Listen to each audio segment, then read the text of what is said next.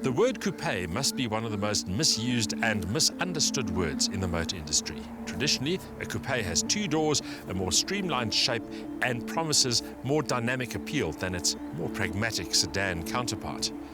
But in the 21st century, a coupé can have four doors, and it can even be an SUV. The Mercedes-Benz GLC Coupé is a case in point. As the name indicates, this streamlined athletic machine is based on the GLC premium compact SUV, which competes against the likes of the BMW X3 and the soon-to-be-replaced Audi Q5. It recognizes the ever-growing demand for SUVs, but also acknowledges that premium buyers might want something more distinctive, more aspirational than just another SUV, a vehicle that oozes aspiration rather than practicality. The GLC Coupé is Mercedes-Benz's answer to that desire. It still has four doors, and it's slightly longer and heavier than the standard GLC, but the combination of the sloping roof and the high waistline create a fastback style silhouette that is much more dynamic than the normal car.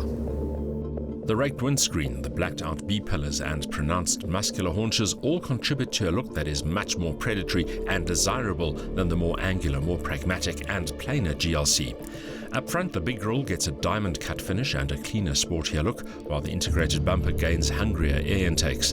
The rear look is also more aggressive, thanks to a tailgate with integrated spoiler and a prominent rear diffuser, complete with integrated exhaust tailpipes.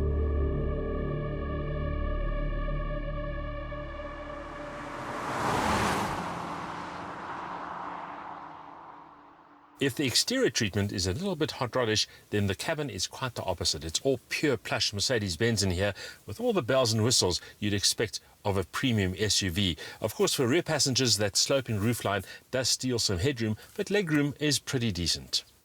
Ergonomically, the GLC is pure C-Class, which means a large color screen and centrally located controller, complete with touchpad to access the comprehensive features of the infotainment system. Clearly legible instruments, a multi-adjustable driving position and logically placed switchgear all make for a fairly intuitive cockpit, although the multitude of features still translates into too many controls and buttons. A 500-litre boot and a split rear bench seat that can fold flat means SUV-style practicality remains very much in evidence.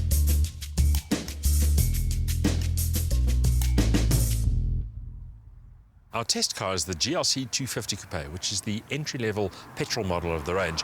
It's powered by a 2-litre turbocharged engine delivering 155 kilowatts of maximum power, linked to 350 newton-meters of torque, and drive is to all four wheels via a 9-speed G-tronic gearbox.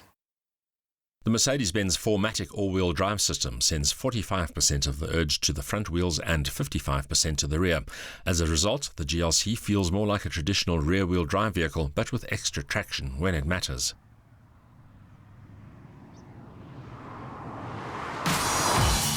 A significant feature of the Coupé is the suspension, which is a lot tauter than the normal GLC.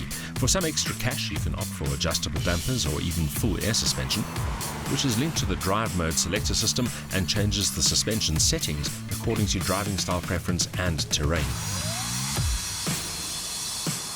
This car has adjustable damping, and it's part of the reason why it handles so well. It never feels wafty, never feels too soft, despite the raised ride height, and the steering very responsive, in fact almost slightly too sharp. The big 19-inch wheels and fat low-profile tyres also play a definite role here, contributing to both traction and control, but also adding to the SUV's overall sense of firmness. Given the GLC Coupé's sporty positioning, the ride suits the SUV's athletic, city slicker personality. However, the downside is that the GLC Coupé, at least in the guise tested here, should not be considered an off-roader.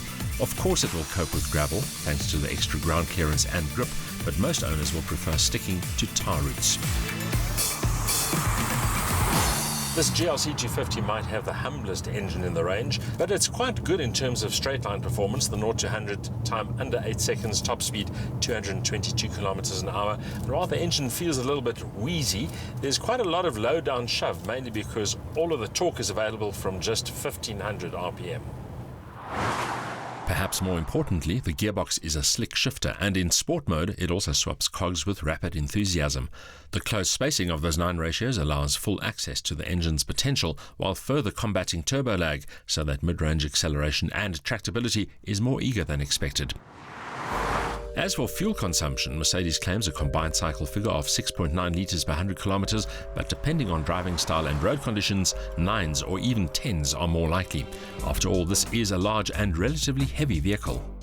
I'm in two minds about this GLC Coupé. My practical side says the standard GLC is the less compromised and also a more affordable car. But on an emotive level, the GLC Coupé is definitely more charismatic, more dynamic, and also more engaging to drive. The big question, though, is whether it's worth 100,000 Rand premium.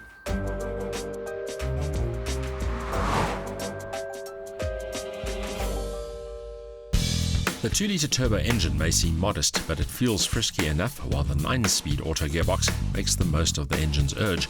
All-wheel drive adds composure without compromising agility, while the cabin is spacious and comfortable, even for rear occupants. But for all the Coupé's charisma and dynamic appeal, the normal, chunkier GLC250 is the better all-rounder and therefore the better buy.